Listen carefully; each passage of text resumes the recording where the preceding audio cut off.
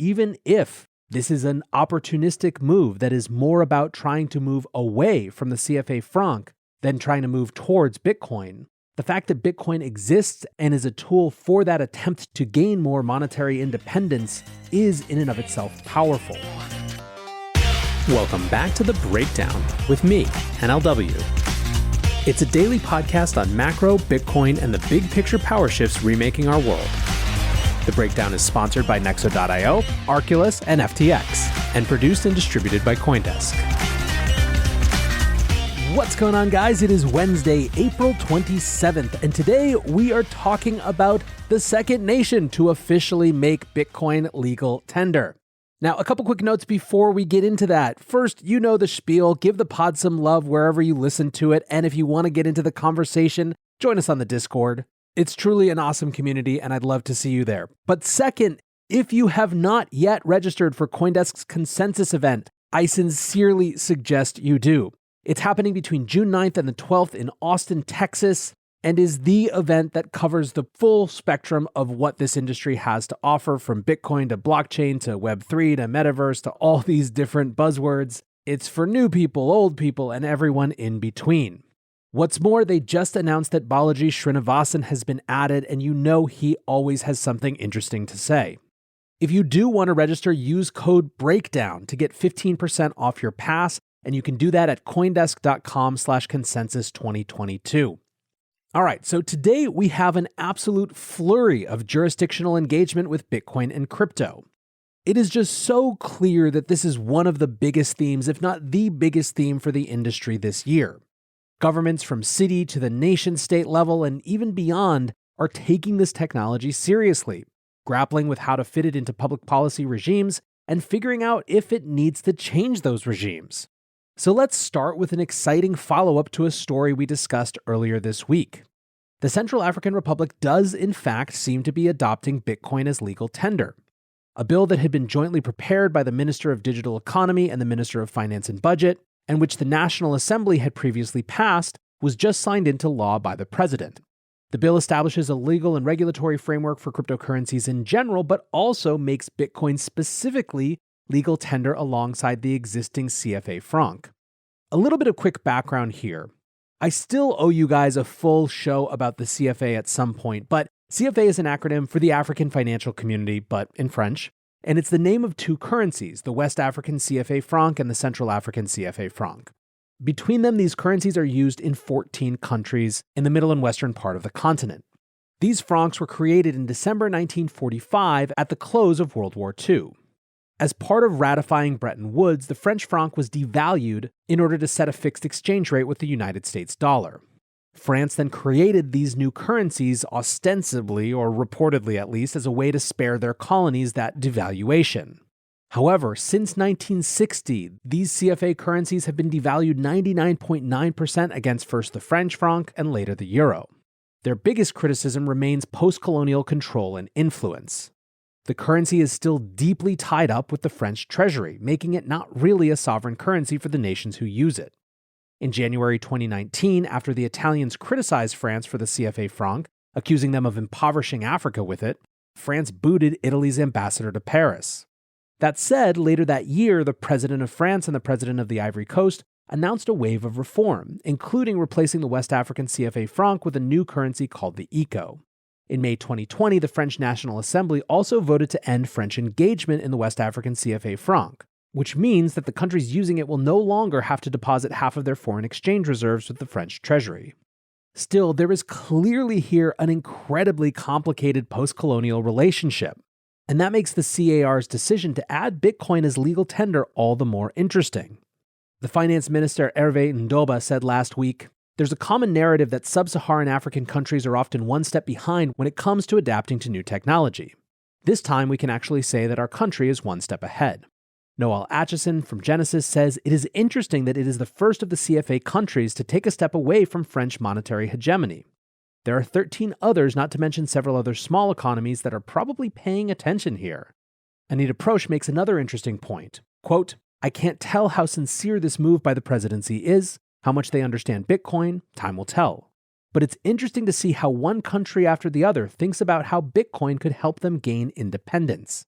Anita's point, which I really like, is that even if this is an opportunistic move that is more about trying to move away from the CFA franc than trying to move towards Bitcoin, the fact that Bitcoin exists and is a tool for that attempt to gain more monetary independence is in and of itself powerful.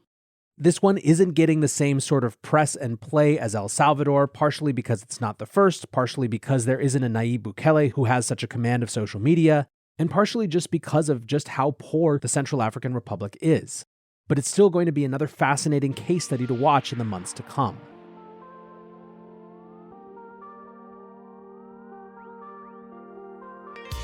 Looking for ways to step up your crypto game? Then go with Nexo. For starters, you get free crypto for each purchase or swap. How about earning guaranteed yields? Up to 17% paid out daily. Ideal for you hardcore hodlers. You don't even need to sell. Instead, borrow instant cash against your assets. Get the most out of your crypto with Nexo at nexo.io. That's nexo.io. Meet Arculus, the next generation cold storage wallet. Arculus secures your crypto using 3-factor authentication, providing a simpler, safer, and smarter way to store, buy, swap, send, and receive crypto. Arculus is offline cold storage. Your private keys are encrypted on the Arculus keycard and are never online. Stay safe from hackers with no cords, no charging, no Bluetooth. Just crypto security made simple. Buy Arculus on Amazon today. The breakdown is sponsored by FTX US. FTX US is the safe, regulated way to buy and sell Bitcoin and other digital assets, with up to 85% lower fees than competitors. There are no fixed minimum fees, no ACH transaction fees, and no withdrawal fees. One of the largest exchanges in the US, FTX US is also the only leading exchange that supports both Ethereum and Solana NFTs. When you trade NFTs on FTX, you pay no gas fees. Download the FTX app today and use referral code BREAKDOWN to support the show. Let's hop back across the Atlantic to Brazil. The Brazilian Senate has approved a bill regulating crypto transactions. This is the Institution Regulation Bill, which sets up a regulatory framework and designates virtual service providers as having similar responsibilities to prevent financial crimes as regular financial institutions.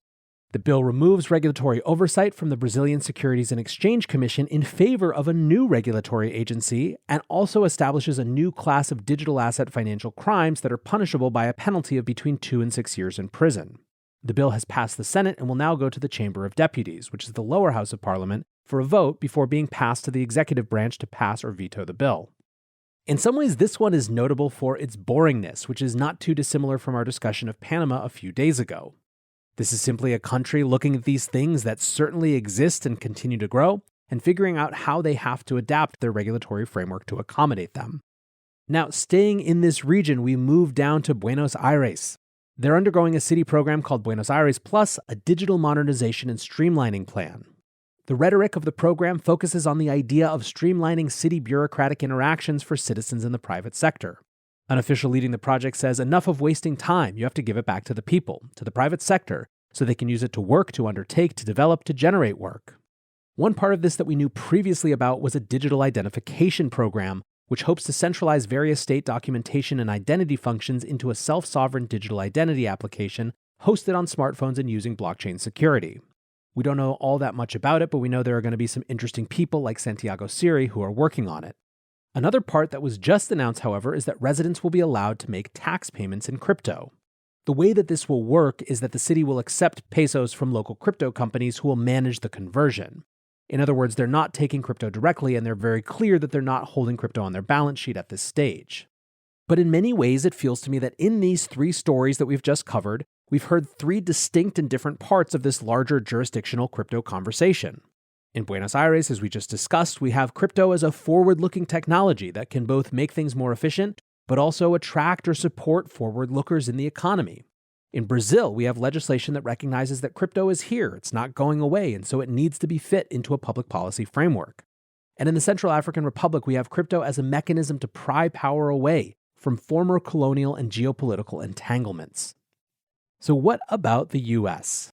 2 different things happened or were announced this week that show the breadth of debate in this country. In Fort Worth, the city is setting up to become the first city to mine Bitcoin. They're partnering with the Texas Blockchain Council to set up 3 Antminer S9s within the Information Technology Solutions Department data center at the Fort Worth City Hall as a pilot program. The Blockchain Council donated the machines, and the City Council voted unanimously on Tuesday to set up the program. Mackenzie Sigalos, a tech reporter at CNBC, says, Fort Worth mining Bitcoin inside its City Hall building is seen by some as effectively de-risking both Bitcoin mining and Bitcoin treasury strategies for every other mayor in the country. Now, I've seen some criticism of the small size, just 3 miners, but come on. This is how all things start in the public sector. My take is that this was always going to be what the first steps to a city mining Bitcoin would look like. What matters is not how much Bitcoin the city mines, but the transition from Bitcoin being something to be feared to something to be ridiculed to be something to be interested in and eventually adopted. Mayor Maddie Parker said, with blockchain technology and cryptocurrency revolutionizing the financial landscape, we want to transform Fort Worth into a tech-friendly city. Today, with the support and partnership of the Texas Blockchain Council, we're stepping into that world on a small scale while sending a big message. Fort Worth is where the future begins. These small but powerful machines mark Fort Worth's larger commitment to becoming a leading hub for technology and innovation. Mayor Parker said in a video that she wants to make Texas the crypto capital of the world. But as I said, there is another end of the spectrum, and on that other end is the New York State Assembly. Last night, they passed a bill to block new crypto mining facilities that use non-renewable energy sources from setting up in the state. It's a 2-year moratorium on new firms that mine using a carbon-based energy source. It also prohibits renewals for existing permits if the renewal applicant wants to expand their mining using these types of sources, and it also calls for a generic environmental impact statement. As has become the norm, the crypto industry fought tooth and nail on this one, and it passed very narrowly, 95 to 92. I've seen a fair bit of reporting that this is the crypto industry not being willing to be regulated at all, and that's not my interpretation. The reason that I, for example, pushed against it as a New York State resident was that 1, I want more, not less crypto business here, and we're already behind thanks to the BIT license. 2, I think that a lot of the opposition comes from a knee-jerk Bitcoin equals bad for environment sensibility, rather than deep engagement with the issues. Jake Chervinsky tweeted, the infrastructure bill debate in DC was notable for many reasons, but chiefly because Congress didn't really learn about crypto until they had to take that vote. Watching the New York Assembly right now, it's obvious the same happened in Albany this week. The third reason I fought against this bill was that I think this sort of understanding and research should come before, not after moratoriums. Again from Jake.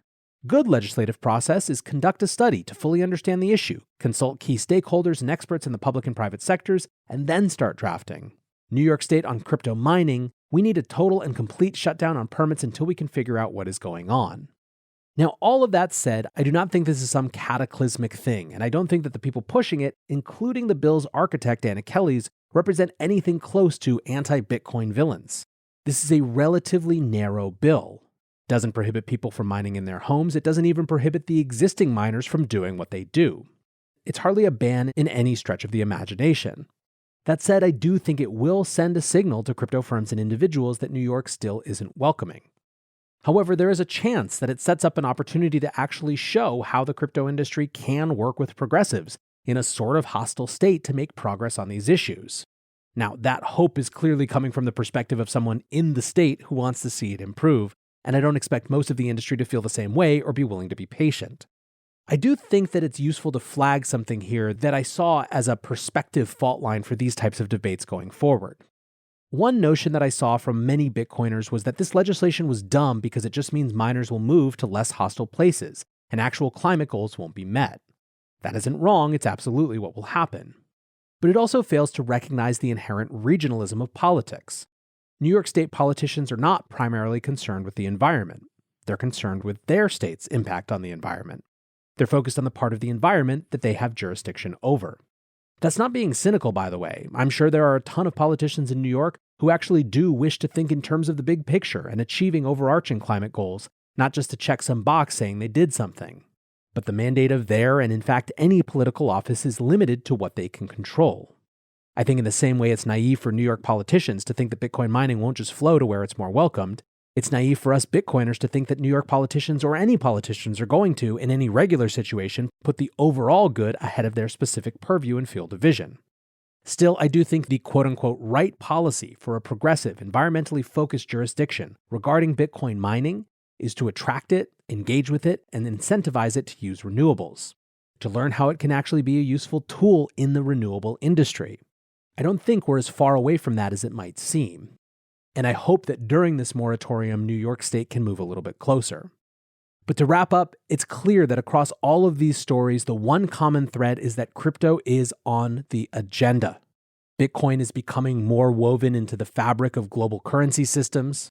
Mining is an issue that every jurisdiction that has energy will have to deal with at some point in time. And the crypto lobby is loud and growing stronger every day. That means for us, among other things, is that it's going to continue to be interesting. For now, I want to say thanks again to my sponsors, Nexo.io, Arculus, and FTX, and thanks to you guys for listening. Until tomorrow, be safe and take care of each other. Peace. Hey, Breakdown listeners, come join CoinDesk's Consensus 2022, the festival for the decentralized world, this June 9th through the 12th in Austin, Texas. This is the only festival showcasing and celebrating all sides of blockchain, crypto ecosystems, Web3, and the metaverse, and is designed for crypto newbies, investors, entrepreneurs, developers, and creators. Don't miss speakers like Cathie Wood, SBF, CZ, Punk6529, and Joe Lubin, to name just a few. Use code BREAKDOWN to get 15% off your pass at coindesk.com/consensus2022.